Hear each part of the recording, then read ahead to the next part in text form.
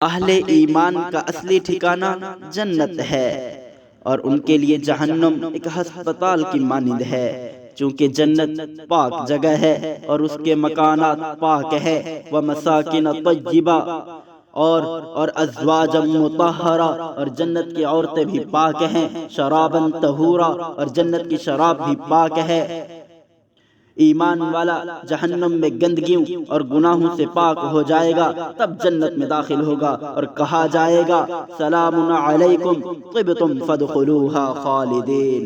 لیکن جہنم کا علاج بہت بھاری ہے، اس لیے اس دنیا میں اللہ نے پاک صاف کرنے کے لیے بطور علاج 3 چیزیں بتلائی ہیں کہ نیکیوں کا کرنا گناہوں کو زائل کرتا ہے، غیر اختیاری طور پر بیماریوں اور تکلیفوں پر صبر کرنے سے گناہ زائل ہوتے ہیں، توبہ سے کبائر گناہ بھی معاف ہو جاتے ہیں۔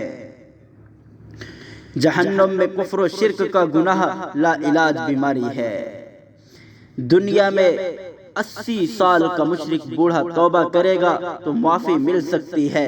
سچی توبہ کے لیے 4 چیزیں ضروری ہیں: گناہوں پر ندامت ہو، آئندہ گناہ نہ کرنے کا عزم ہو، گزشتہ گناہوں کی تلافی، اور توبہ کے وقت گناہوں میں مبتلا نہ ہونا۔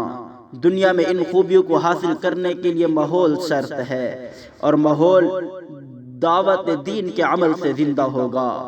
مجھے بتاؤ، گھر میں یہ ماحول مل سکتا ہے؟ کیا کوئی بچہ سکول کی تعلیم حاصل کرنے کے لیے سکول میں نہ جائے اور گھر میں بیٹھا رہے؟ ہو سکتا ہے؟ نہیں ہو سکتا، اسے سکول میں جانا پڑے گا۔